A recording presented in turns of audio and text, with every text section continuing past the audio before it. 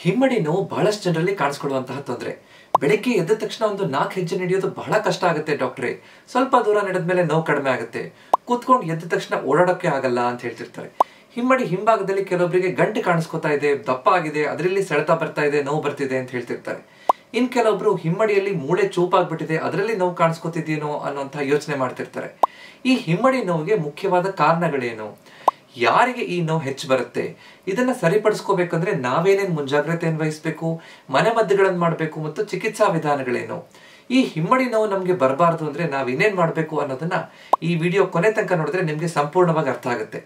ನಮಸ್ಕಾರ, ನಾನು ನಿಮ್ಮ orthopaedic surgeon doctor Kishan Bhagwat.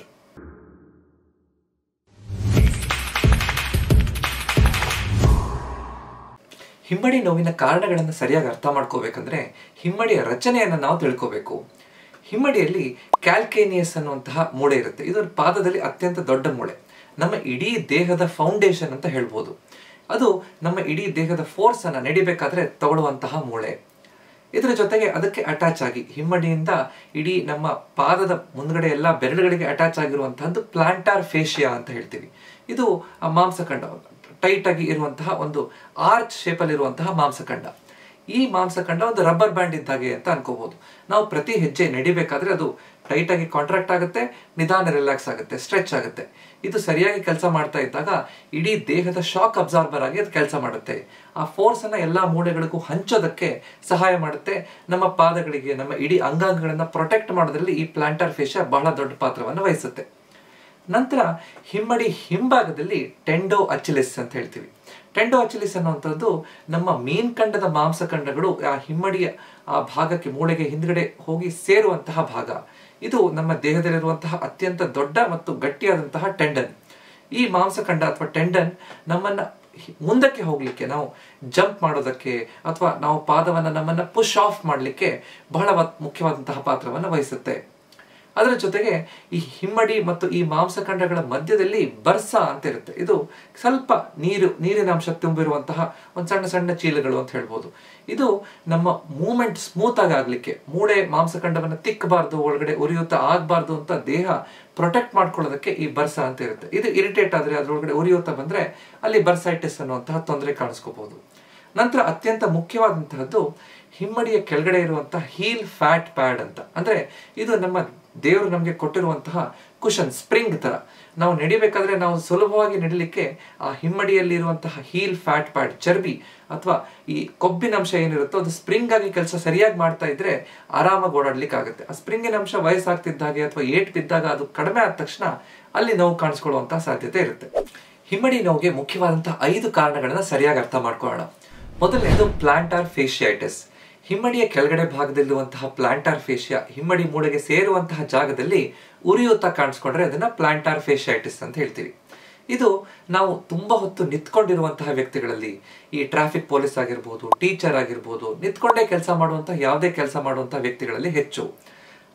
ದಪ್ಪ ಇರುವಂತಹವರಲ್ಲಿ, ತುಂಬಾ ತೂಕ ಹೆಚ್ಚಿದೆ, ನಿಂತ್ಕೊಂಡೇ ಇರ್ತಾರೆ ಅಂತವರಲ್ಲಿ ಹೆಚ್ಚು. ಹೆಂಗಸರಲ್ಲಿ ಹೆಚ್ಚು. ಸಾಮಾನ್ಯ 30 ರಿಂದ 50 ವರ್ಷ ಆ ವಯೋಮಾನದಲ್ಲಿ ಇದು ಹೆಚ್ಚು ಅಂತ ಹೇಳ್ತೀವಿ.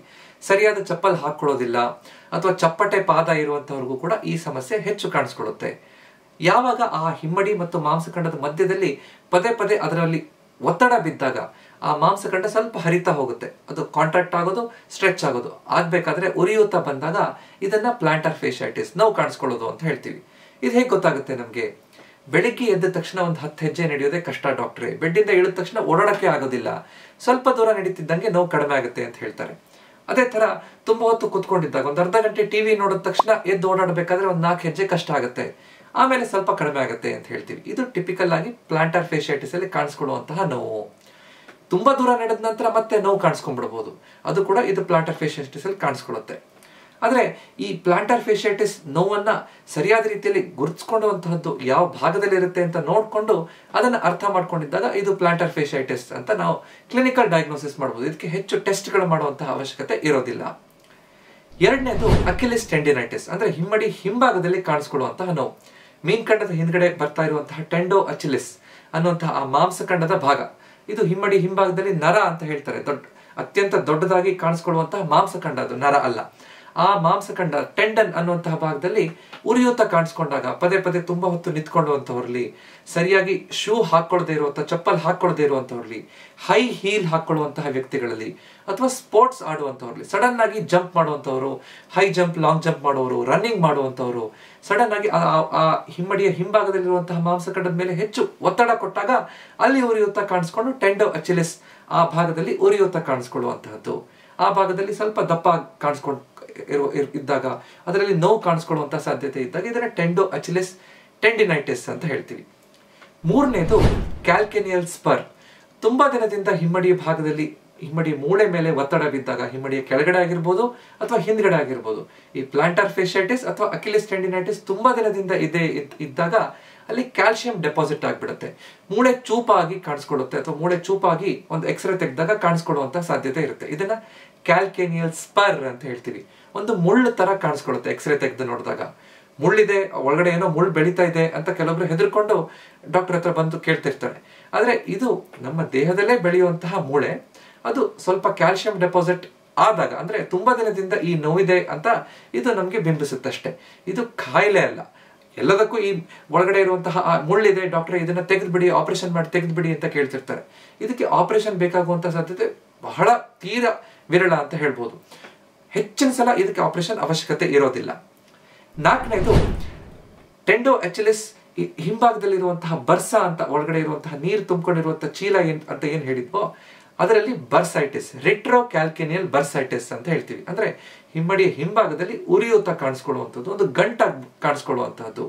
ತುಂಬಾ ಹೊತ್ತು ಸರಿಯಾದ ಚಪ್ಪಲ್ ಅಥವಾ ಶೂ ಅನ್ನು ಹಾಕೊಳ್ಳದೆ ಇರುವಂತಹ ವ್ಯಕ್ತಿಗಳಲ್ಲಿ, ನಿಂತ್ಕೊಂಡು ಕೆಲಸ ಮಾಡುವಂತವ್ರಲ್ಲಿ, ಸ್ಪೋರ್ಟ್ಸ್ ಮನ್ ಅಲ್ಲಿ ಈ ಟೆಂಡೋ ಅಚಿಲಿಸ್ ಅನ್ನೋ ಭಾಗದಲ್ಲಿ ಪದೇ ಪದೇ ಪದೇ ಪದೇ ಮೂಳೆಗೆ ತಿಕ್ತಾ ಇದೆ ಅಂತ ಇದ್ದಾಗ ದೇಹದಲ್ಲಿ ಇರುವಂತಹ ಆ ಬರ್ಸ ಉರಿಯೂತ ಬಂದ್ಬಿಡುತ್ತೆ, ಅಲ್ಲಿ ನೋವು ಕಾಣಿಸ್ಕೊಳ್ಳುವಂಥದ್ದು. ಹಿಮ್ಮಡಿಯ ಹಿಂದ್ಗಡೆ ಒಂದು ಗಂಟಾಗ್ಬಿಡುತ್ತೆ, ತುಂಬಾ ದಿನದಿಂದ ಇದೆ, ಸರಿಯಾಗಿ ಚಪ್ಪಲ್ ಅಥವಾ ಶೂ ಹಾಕೊಳ್ಳೋಕೆ ಆಗೋದಿಲ್ಲ, ಏನಾದ್ರೂ ತಾಗಿದ್ರೆ ತುಂಬಾ ನೋವು ಬರುತ್ತೆ, ಆವಾಗ ಒತ್ತಿದ್ರೆ ನೋವು ಕಾಣಿಸ್ಕೊಳ್ಳುವಂತಹದ್ದು. ಇದು ರಿಟ್ರೋ ಕ್ಯಾಲ್ಕೇನಿಯಲ್ ಬರ್ಸೈಟಿಸ್ ಅಂತ ಹೇಳ್ತೀವಿ. ಐದನೇದು ಮಕ್ಕಳಲ್ಲೂ ಕೂಡ ಈ ಹಿಮ್ಮಡಿ ನೋವು ಕಾಣಿಸ್ಕೊಳ್ಳುವಂತ ಸಾಧ್ಯತೆ ಇರುತ್ತೆ. ಇದು ಸಿವಿಯರ್ಸ್ ಡಿಸೀಸ್ ಅಂತ ಹೇಳ್ತೀವಿ, ಅಥವಾ ಕ್ಯಾಲ್ಕೇನಿಯಲ್ ಅಪೋಫೈಸೈಟಿಸ್ ಅಂತ. ಅಂದ್ರೆ ಈ ಪ್ರತಿಯೊಂದು ಮೂಳೆಯಲ್ಲಿ ಗ್ರೋತ್ ಪ್ಲೇಟ್ ಅಂತ ಇರುತ್ತೆ, ಬೆಳವಣಿಗೆ ಆಗುವಂತಹ ಭಾಗ, ಅದರಲ್ಲಿ ಉರಿಯೂತ ಬಂದ್ರೆ, ಇದು ಜಂಪ್ ಮಾಡುವಂತವರಲ್ಲಿ, ತುಂಬಾ ಆಕ್ಟಿವ್ ಆಗಿ ಮಕ್ಕಳು ಆಟ ಆಡುವಂತಹ ಆ ವಯಸ್ಸು 8 ರಿಂದ 14 ವರ್ಷ, ಆ ಮಕ್ಕಳಲ್ಲಿ ಕಾಣಿಸ್ಕೊಳ್ಳುವಂಥದ್ದು. ಆ ಗ್ರೋತ್ ಪ್ಲೇಟ್ ಎಲ್ಲಿ ಬೆಳವಣಿಗೆ ಆಗುತ್ತೋ ಅಲ್ಲಿ ಉರಿಯೂತ ಬಂದಾಗ ಇದು ಕಾಣಿಸ್ಕೊಳ್ಳುತ್ತೆ. ಆ ಭಾಗದಲ್ಲಿ ಒತ್ತಿದ್ರೆ ನೋವಿರುತ್ತೆ, ಹಿಮ್ಮಡಿ ನೋವು ತುಂಬಾ ಸೆಡ್ತಾ ಇರುತ್ತೆ, ಸ್ವಲ್ಪ ಓಡಾಡಿದ ತಕ್ಷಣ, ಆಟ ಆಡಿದ ತಕ್ಷಣ ನೋವು ಮತ್ತೆ ಮರುಕಳಿಸುವಂತಹದ್ದು. ಇದು ಸಿವಿಯರ್ಸ್ ಡಿಸೀಸ್ ಅಂತ ಹೇಳ್ತೀವಿ. ಇದು ಮುಖ್ಯವಾದ ಹಿಮ್ಮಡಿ ನೋವಿಗೆ 5 ಕಾರಣಗಳು. ಇದಲ್ಲದೆ ಕೆಲವೊಮ್ಮೆ ಏಟು ಬಿದ್ದಾಗ ಸಣ್ಣ ಸಣ್ಣ ಮೈಕ್ರೋ ಫ್ರಾಕ್ಚರ್ಗಳಾಗಬಹುದು, ಅಥವಾ ನರದ ಮೇಲೆ ಒತ್ತಡ ಬಿದ್ದಾಗ ಅಲ್ಲಿ ಜೋಮ್ ಬರುವಂಥದ್ದು, ಸೆಳೆತ ಬರುವಂಥದ್ದು ಇರಬಹುದು, ಅಥವಾ ಸಂಧಿವಾತ ಇದ್ದಾಗ ಆಸ್ಟಿಯೋ ಆರ್ಥರೈಟಿಸ್ ಅಥವಾ ರುಮಟಾಯ್ಡ್ ಆರ್ಥರೈಟಿಸ್, ಸಂಧಿವಾತ ಇದ್ದಾಗ ಆ ಭಾಗದಲ್ಲಿ ನೋವು ಕಾಣಿಸ್ಕೊಳ್ಬಹುದು. ಇದು ಕೂಡ ಹಿಮ್ಮಡಿ ನೋವಾಗಿ ನಮ್ಗೆ ಕಾಣಿಸ್ಕೋಬಹುದು. ಈ ಹಿಮ್ಮಡಿ ನೋವಿಗೆ ಚಿಕಿತ್ಸೆಗಳೇನು ಅಂತ ಅರ್ಥ ಮಾಡ್ಕೊಳ್ಳೋಣ. ಮೊದಲು ಮನೆಮದ್ದುಗಳೇನು?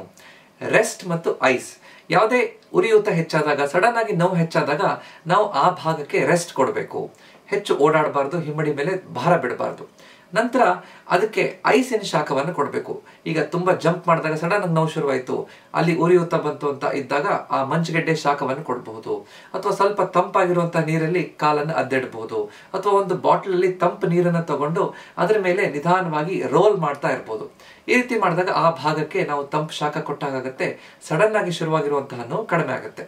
ಅದೇ ಈ ಪ್ಲಾಂಟರ್ ಫೇಶಿಯೈಟಿಸ್ ಅಥವಾ ಅಕಿಲಿಸ್ ಟೆಂಡಿನೈಟಿಸ್ ತುಂಬಾ ದಿನದಿಂದ ಇದೆ ಅಂತಿದ್ದಾಗ ಒಂದು ಬಕೆಟ್ ಬಿಸಿ ನೀರಲ್ಲಿ ಸ್ನಾನ ಮಾಡುವಷ್ಟು ಬಿಸಿನೀರು, ಉಗುರು ಬೆಚ್ಚಗಿರೋ ನೀರು ಅಂತ ಅನ್ಕೋಬಹುದು, ಅದರಲ್ಲಿ ಒಂದು ಚಮಚ ಈ ಕಲ್ಲುಪ್ಪಾಗಿರ್ಬಹುದು ಅಥವಾ ಎಪ್ಸಮ್ ಸಾಲ್ಟ್ ಅನ್ನ ಹಾಕಿ ಕರಗಿಸಿ ಬೆಳಗ್ಗೆ ಒಂದು 5 ನಿಮಿಷ, ಸಂಜೆ ಒಂದು 5 ನಿಮಿಷ ಆ ಕಾಲನ್ನ, ಹಿಮ್ಮಡಿಯನ್ನ, ಪಾದವನ್ನ ನಾವು ಅಲ್ಲಿ ಇಟ್ಕೊಂಡಾಗ ಆ ಭಾಗಕ್ಕೆ ರಕ್ತ ಸಂಚಾರ ಚೆನ್ನಾಗುತ್ತೆ, ಬೇಗ ಆ ಉರಿಯೂತ ಕಡಿಮೆ ಆಗಿ ನೋವು ಕಡಿಮೆ ಆಗ್ಲಿಕ್ಕೆ ಅನುಕೂಲ ಆಗ್ತಾ ಬರುತ್ತೆ.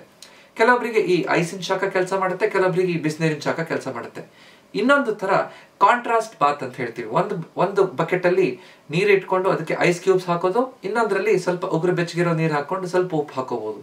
ಒಂದು 5 ರಿಂದ 10 ಸೆಕೆಂಡ್ ಒಂದ್ ಕಡೆ, ಇನ್ನೊಂದು 5 ರಿಂದ 10 ಸೆಕೆಂಡ್ ಇನ್ನೊಂದ್ ಕಡೆ. ಇದು ಕೂಡ ಕೆಲವೊಬ್ಬರಿಗೆ ವರ್ಕ್ ಆಗುತ್ತೆ. ನಿಮ್ಗೆ ಯಾವ್ದು ಕೆಲಸ ಮಾಡುತ್ತೆ ಅಂತ ನೋಡ್ಕೊಂಡು ಅದನ್ನ ಮುಂದುವರ್ಸೋದು ಒಳ್ಳೇದು ಅಂತ ಹೇಳ್ತೀವಿ. ನಂತರ ಕೆಲವೊಂದಿಷ್ಟು ಸ್ಟ್ರೆಚಿಂಗ್ ಮತ್ತು ಸ್ಟ್ರೆಂಥನಿಂಗ್ ವ್ಯಾಯಾಮಗಳನ್ನ ಮಾಡಬೇಕು. ಈ ಪಾದ ಮತ್ತು ಹಿಮ್ಮಡಿ ನೋವಿಗೆ ಪರಿಹಾರ 9 ವ್ಯಾಯಾಮಗಳಿಂದ ಹೇಗೆ ಮಾಡಬೇಕು ಅನ್ನೋದ್ರ ಬಗ್ಗೆ ಡೀಟೇಲ್ಡ್ ಆಗಿ ನಾನೊಂದು ವಿಡಿಯೋ ಮಾಡಿದ್ದೀನಿ. ಅದರಲ್ಲಿ ಎಲ್ಲಾ ವ್ಯಾಯಾಮಗಳನ್ನ ನಾನು ಮಾಡಿ ತೋರಿಸಿದ್ದೀನಿ, ಅದನ್ನ ನೋಡಿ. ಇದನ್ನ ಪಾದಗಳಲ್ಲಿರುವಂತಹ ಹೆಬ್ಬೆಟ್ಟು, ಮುಂಗಾಲು, ಹಿಂಗಾಲನ್ನ ಹೇಗೆ ಸ್ಟ್ರೆಚ್ ಮಾಡಬೇಕು, ಮೀನ್ಕಂಡವನ್ನ ಹೇಗೆ ಸ್ಟ್ರೆಚ್ ಮಾಡಬೇಕು, ತುದಿಗಾಲಲ್ಲಿ ನಿಂತ್ಕೊಂಡು ವಾಪಸ್ ಬರುವಂಥದ್ದು, ತುದಿಗಾಲಲ್ಲಿ ನಡೆಯುವಂಥದ್ದು, ಒಂದು ಟವೆಲ್ ಹಿಡ್ಕೊಂಡು ಹೇಗೆ ಸ್ಟ್ರೆಚ್ ಮಾಡುವಂಥದ್ದು, ಈ ಕೆಲವೊಂದು ಸಣ್ಣ ಕರ್ಚೀಫನ್ನ ಎತ್ತುವಂಥದ್ದು, ಕಲ್ಲುಗಳನ್ನ ಎತ್ತಿ ಒಂದ್ ಕಡೆ ಇನ್ನೊಂದ್ ಕಡೆ ಹಾಕುವಂಥದ್ದು, ಈ ರೀತಿ ವ್ಯಾಯಾಮಗಳನ್ನ ಮಾಡೋದ್ರಿಂದ ಹೇಗೆ ಆ ಪ್ಲಾಂಟಾರ್ ಫೇಶಿಯಾವನ್ನ ಸ್ಟ್ರೆಚ್ ಮಾಡಬಹುದು, ಅದರಲ್ಲಿ ಶಕ್ತಿ ತುಂಬಬಹುದು ಅಂತ ವ್ಯಾಯಾಮಗಳಿಂದ ನಾವು ಕಲ್ತ್ಕೊಂಡು ಅರ್ಥ ಮಾಡ್ಕೊಂಡ್ರೆ ಇದು ಬೇಗ ಆರಾಮ್ ಮಾಡ್ಕೊಳ್ಳಿಕ್ಕೆ ಅನುಕೂಲ ಆಗುತ್ತೆ. ನಂತರ ಸರಿಯಾದ ಪಾದರಕ್ಷೆಗಳನ್ನ ಸರಿಯಾಗಿ ಆಯ್ಕೆ ಮಾಡಬೇಕು. ಸರಿಯಾದ ಆರ್ಚ್ ಸಪೋರ್ಟ್ ಇರುವಂತಹ ಪಾದರಕ್ಷೆ ಇರಬೇಕು. ಸರಿಯಾಗಿ ಶಾಕ್ ಅಬ್ಸಾರ್ಬರ್ ಕುಶನ್ ಕೊಡುವಂತಹ ಪಾದರಕ್ಷೆ ಇರಬೇಕು. ಸಪೋರ್ಟ್ ಸರಿಯಾಗಿ ಸಿಕ್ಕಿದಾಗ ಆ ಭಾಗಕ್ಕೆ ಉರಿಯೂತ ಬರುವಂತಹ ಸಾಧ್ಯತೆ ಕಡಿಮೆ ಆಗುತ್ತೆ. ಇದನ್ನ ನಾವು ಸರಿಯಾಗಿ ಅರ್ಥ ಮಾಡ್ಕೋಬೇಕು. ನಂತರ ಈ ಪಾದಗಳ ಒಳಗಡೆ ಇಟ್ಕೊಳ್ಳಿಕ್ಕೆ ಬೇಕಾಗಿರುವಂತಹ ಇನ್ಸೋಲ್ ಅಂತ ಸಿಗುತ್ತೆ. ಪಾದ ನೋವಿದೆ, ಹಿಮ್ಮಡಿ ನೋವಿದೆ ಅಂತ ಇದ್ದಾಗ ಸಿಲಿಕಾನ್ ಸೋಲ್ ಅಂತ ಬರುತ್ತೆ. ಸಿಲಿಕಾನ್ ಸೋಲ್ ಅನ್ನ ಚಪ್ಪಲ್ ಅಥವಾ ಶೂ ಒಳಗಡೆ ಇಟ್ಕೊಂಡು ನಾವು ಮುಂದೆ ಹೋಗಬಹುದು. ಹಿಮ್ಮಡಿಗೆ ಹಾಕ್ಲಿಕ್ಕೆ ಈ ಸಿಲಿಕಾನ್ ಹೀಲ್ ಕಪ್ಸ್ ಅಂತ ಸಿಗುತ್ತೆ, ಅದನ್ನು ಉಪಯೋಗಿಸಬಹುದು. ಅಥವಾ ಇಡೀ ಪಾದಕ್ಕೆ ಸಿಲಿಕಾನ್ ಸೋಲ್ ಇರುತ್ತೆ, ಶೂ ಒಳಗಡೆ ಹಾಕ್ಲಿಕ್ಕೆ, ಅದನ್ನು ಉಪಯೋಗಿಸಬಹುದು. ಅಥವಾ ತುಂಬಾ ದಿನದಿಂದ ಈ ನೋವಿದೆ, ಮನೆ ಒಳಗಡೆ ನಾವು ಗ್ರಾನೈಟ್ ಅಥವಾ ಈ ಮಾರ್ಬಲ್ ಸ್ಟೋನ್ ಇದೆ, ಗಟ್ಟಿಯಾದಂತಹ ಸರ್ಫೇಸ್ ಮೇಲೆ ನಡಿಬೇಕು ಅಂತಿದ್ದಾಗ MCR ಚಪ್ಪಲ್ ಅಂತ ಹೇಳ್ತೀವಿ, ಮೈಕ್ರೋಸೆಲ್ಯುಲರ್ ರಬ್ಬರ್, ಆ ಮಟೀರಿಯಲ್ ಇಂದ ಮಾಡಿರುವಂತಹ ಚಪ್ಪಲ್ ಅನ್ನ ನಾವು ಬಳಸಿದ್ರೆ ಬೇಗ ನೋವು ಕಡಿಮೆ ಆಗ್ಲಿಕ್ಕೆ ಅನುಕೂಲ ಆಗುತ್ತೆ. ಡಾಕ್ಟರ್ ಚಪ್ಪಲ್ ಅಂತ ಹಲವಾರು ಚಪ್ಪಲ್ ಅಂಗಡಿಯಲ್ಲೂ ಸಿಗುತ್ತೆ, ಅದು ಮೆಡಿಕಲ್ ಶಾಪ್ಗಳಲ್ಲೂ ಸಿಗುತ್ತೆ, ಅದನ್ನ ನಾವು ಉಪಯೋಗಿಸಬಹುದು. ಇದೇ ನಾವು ಡಾಕ್ಟರ್ ಹತ್ರ ಹೋದಾಗ, ಫಿಸಿಯೋಥೆರಪಿಸ್ಟ್ ಹತ್ರ ಹೋದಾಗ ಫಿಸಿಯೋಥೆರಪಿ ಕೆಲವೊಂದು ಮೊಡಾಲಿಟೀಸ್ ಇಂದ ಹೆಲ್ಪ್ ಆಗುತ್ತೆ. ಶಾಕ್ ವೇವ್ ಥೆರಪಿ ಅಂತ ಕೊಡ್ತೀವಿ, ಇಂಟರ್ಫೆರೆನ್ಷಿಯಲ್ ಥೆರಪಿ ಅಂತ ಕೊಡ್ತೀವಿ. ಆವಾಗ ಆ ಭಾಗದ ಉರಿಯೂತವನ್ನು ಕಡಿಮೆ ಮಾಡ್ಲಿಕ್ಕೆ ಅನುಕೂಲ ಆಗುತ್ತೆ. ಡಾಕ್ಟರ್ ಹತ್ರ ಹೋದಾಗ ಈ ಎಲ್ಲಾ ವಿಧಾನಗಳು, ಮನೆಮದ್ದುಗಳ ಜೊತೆಗೆ ಕೆಲವೊಂದಿಷ್ಟು ಮಾತ್ರೆಗಳಲ್ಲಿ ಅಲ್ಲಿ ಒಳಗಡೆ ಇರುವಂತಹ ನೋವು, ಉರಿಯೂತವನ್ನು ಕಡಿಮೆ ಮಾಡ್ಲಿಕ್ಕೆ ಬೇಕಾಗಿರುವಂತಹ ಮಾತ್ರೆಗಳನ್ನು ಕೊಟ್ಟು, ಆ ಮಾಂಸಖಂಡದಲ್ಲಿ ಬೇಗ ಚೇತರಿಕೆ ಆಗ್ಲಿಕ್ಕೆ ಬೇಕಾಗಿರುವಂತಹ ವಿಟಮಿನ್ಗಳನ್ನು ಕೊಟ್ಟು ಈ ನೋವನ್ನ ಕಡಿಮೆ ಮಾಡಬಹುದು. ತುಂಬಾ ಜನದಿಂದ ಇದೆ, ಏನ್ ಮಾತ್ರೆ ಕೊಟ್ಟರು ಕಡಿಮೆನೆ ಆಗ್ತಾ ಇಲ್ಲ, ಏನ್ ಮನೆಮದ್ದು ವ್ಯಾಯಾಮ ಮಾಡಿದ್ರು ಕಡಿಮೆನೆ ಆಗ್ತಾ ಇಲ್ಲ ಅಂತ ಇರುವಂತಹ ನೋವಿಗೆ ಕೆಲವೊಮ್ಮೆ ಹಿಮ್ಮಡಿ ಭಾಗಕ್ಕೆ ಒಂದು ಕಾರ್ಟಿಕೋಸ್ಟಿರಾಯ್ಡ್ ಇಂಜೆಕ್ಷನ್ ಅನ್ನ ಕೊಡುವಂತಹ ಅವಶ್ಯಕತೆ ಇರುತ್ತೆ. ಅಥವಾ ಇತ್ತೀಚಿನ ದಿನಗಳಲ್ಲಿ PRP ಇಂಜೆಕ್ಷನ್ ಅಂತ ಹೇಳ್ತೀವಿ, ಪ್ಲೇಟ್ಲೆಟ್ ರಿಚ್ ಪ್ಲಾಸ್ಮಾ ಅಂತ. ನಮ್ಮ ದೇಹದಿಂದನೇ ರಕ್ತ ತೆಗೆದು ಅದರಲ್ಲಿ ಪ್ಲೇಟ್ಲೆಟ್ ಹೆಚ್ಚು, ಬಿಳಿ ರಕ್ತ ಕಣಗಳು ಹೆಚ್ಚು ಇರುವಂತಹ ಆ ಪ್ಲಾಸ್ಮಾವನ್ನು ಸಪರೇಟ್ ಮಾಡಿಕೊಂಡು ಆ ಭಾಗಕ್ಕೆ ಕೊಟ್ಟಾಗ ಆ ಭಾಗದಲ್ಲಿ ಗ್ರೋತ್ ಫ್ಯಾಕ್ಟರ್ಸ್ ಹೆಚ್ಚಾಗ್ತಾ ಹೋಗುತ್ತೆ. ದೇಹ ತನ್ನಂತಾನು ಸರಿಪಡಿಸ್ಕೊಳ್ಳಿಕ್ಕೆ, ಚೇತರಿಕೆ ಆಗ್ಲಿಕ್ಕೆ, ಗುಣಪಡಿಸ್ಕೊಳ್ಳಿಕ್ಕೆ ಅನುಕೂಲವಾಗುವಂತಹ ಆ ಎನ್ವಿರಾನ್ಮೆಂಟ್, ಆ ವಾತಾವರಣ ಅಲ್ಲಿ ಕ್ರಿಯೇಟ್ ಆಗ್ಬಿಡುತ್ತೆ, ಉತ್ಪತ್ತಿ ಆಗುತ್ತೆ. ಅವಾಗ ಆ ನೋವು ಕಡಿಮೆ ಆಗ್ಲಿಕ್ಕೆ ಸಾಧ್ಯತೆ ಹೆಚ್ಚು ಅಂತ ಹೇಳ್ಬೋದು.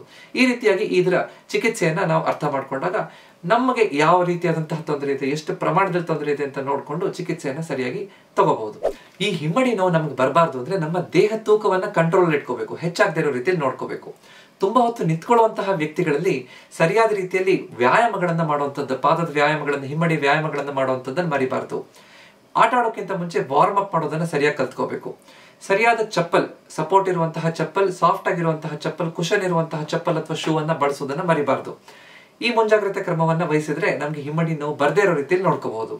ಇವತ್ತು ನಾವು ಹಿಮ್ಮಡಿ ನೋವು ಯಾವ ಕಾರಣಗಳಿಂದ ಬರುತ್ತೆ, ಯಾರಿಗೆ ಬರುತ್ತೆ, ಅದರ ಚಿಕಿತ್ಸಾ ವಿಧಾನಗಳೇನು ಅಂತ ಡೀಟೇಲ್ ಆಗಿ ನೋಡಿದೀವಿ. ಈ ವಿಡಿಯೋ ನಿಮ್ಗೆ ಇಷ್ಟ ಆಗಿದ್ರೆ ದಯವಿಟ್ಟು ಇದನ್ನ ಲೈಕ್ ಮಾಡಿ ಮತ್ತು ನಿಮ್ಮ ಅಕ್ಕಪಕ್ಕದವ್ರ ಜೊತೆ ಇದನ್ನ ಹಂಚ್ಕೊಳ್ಳಿ. ಇದೇ ರೀತಿಯಾದಂತಹ ಹೆಚ್ಚಿನ ವಿಡಿಯೋ ನೋಡ್ಬೇಕು ಅಂದ್ರೆ ನಮ್ಮ ಚಾನೆಲ್ನ ದಯವಿಟ್ಟು ಸಬ್ಸ್ಕ್ರೈಬ್ ಮಾಡಿ. ನಮ್ಮ ಆರೋಗ್ಯ ನಮ್ಮ ಕೈಯಲ್ಲಿದೆ, ಅದನ್ನ ಸರಿಯಾಗಿ ಇಟ್ಕೊಳ್ಳೋದು ನಮ್ಮ ಕರ್ತವ್ಯ. ನಮಸ್ಕಾರ.